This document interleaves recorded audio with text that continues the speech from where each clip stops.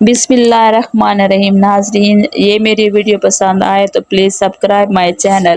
15 رجب کے دن کا سورج اہل بیت علیہ السلام اور ان کے چاہنے والوں کے لیے غم و حزن اور دردناک یادوں کے ہمراہ طلوع ہوتا ہے۔ یہ وہ دن ہے جس دن ثانیہ زہرا حضرت زینب سلام اللہ علیہ نے اس دنیا کو ہمیشہ کے لیے الوداع کہا۔ حضرت زینب سلام اللہ علیہ کو ایسے المناک اور پردرد مصائب کا سامنا کرنا پڑا کہ جس سے کم سن بچے کے بال بھی سفید ہو جاتے ہیں۔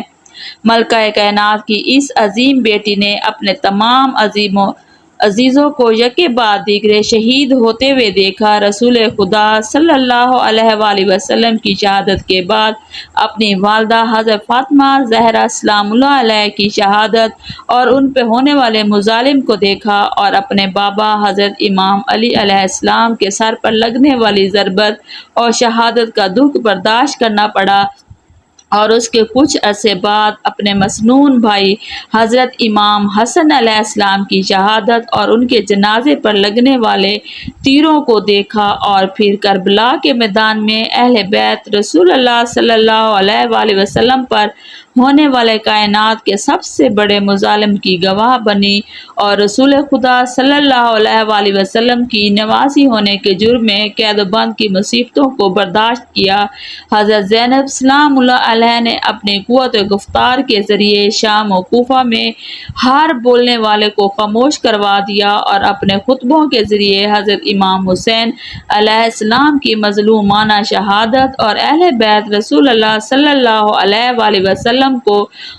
عظمت کو دنیا تک پہنچایا۔ یہ حضرت زینب سلام اللہ علیہ السلام کے کوفہ اور شام میں دیے گئے خطبے ہی تھے کہ جنہوں نے یزیدی حکومت کی جڑوں کو ہلا کر رکھ دیا، اور یزید مالون جیسا دشمن اسیران کربلا کو واپس مدینہ بھیجنے پر مجبور ہو گیا۔ یہ وہ باعظمت خاتون تھی کہ جن کی آواز حضرت امام علیہ السلام کے چاہنے والے پڑوسیوں تک نہیں پہنچتی تھی۔ اس بی بی کو بنا چادر کے بازاروں اور درباروں میں لایا گیا۔ جب حضرت امام حسین علیہ السلام شہادت سے پہلے اپنی بہن سیدہ زینب سلام اللہ علیہ کو آخری مرتبہ ملنے آئے تو امام حسین علیہ السلام حضرت سید زینب سلام اللہ علیہ سے فرماتے ہیں: میری بہن، مجھے نماز شب میں نہ بھولنا۔ کتنا اعتماد تھا حضرت امام حسین علیہ السلام کو اپنی بہن کی عبادت پر۔ حضرت امام حسین علیہ السلام کی المناک شہادت کے بعد حضرت زینب سلام اللہ علیہ کی آنکھوں سے نہ تو کبھی آنسوؤں کا بہنا رکا اور نہ ہی ان کی گریہ میں کوئی کمی آئی۔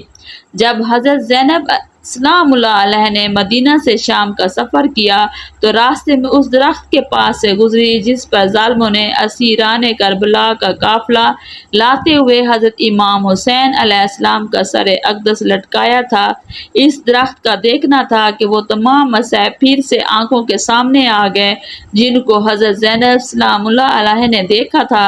اور کربلا کے دیے ہوئے تمام زخم دوبارہ کھڑے ہو گئے، اور دمشق کے قریب 15 رجب 66 ہجری کو اس دنیا سے رخصت ہو گئی۔ سہل باطل کی ایک پہیلی ہے زینب، زینب پنجتن پاک کی آغوش میں کھیلی زینب، کربلا گئی تھی 72 شہداء کو لے کر، کربلا گئی تھی 72 شہداء کو لے کر، شام کوفہ الٹ آئی اکیلی زینب، شام کوفہ الٹ آئی اکیلی زینب۔ مورخین نے آپ کے محلات دفن میں اختلافات کیا ہے کہ آپ مدینہ ہیں یا شام ہیں یا مصر، لیکن یہ زیر علم کی بنیاد پر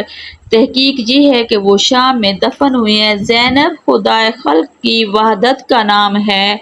زینب خدائے خلق کی وحدت کا نام ہے، زینب رسول کے حق کی قیادت کا نام ہے، زینب رسول کے حق کی قیادت کا نام ہے، زینب علی کے رہب شجاعت کا نام ہے، زینب علی کے رہب شجاعت کا نام ہے، زینب بطول پاک کی عظمت کا نشان ہے، زینب بطول پاک کی عظمت کا نشان ہے، زینب حسن کے تخت و صداقت کا تاج ہے، زینب حسن کے تخت صداقت کا تاج ہے، زینب حسین کرب و بلا کا مزاج ہے، زینب حسین کرب و بلا کا مزاج ہے۔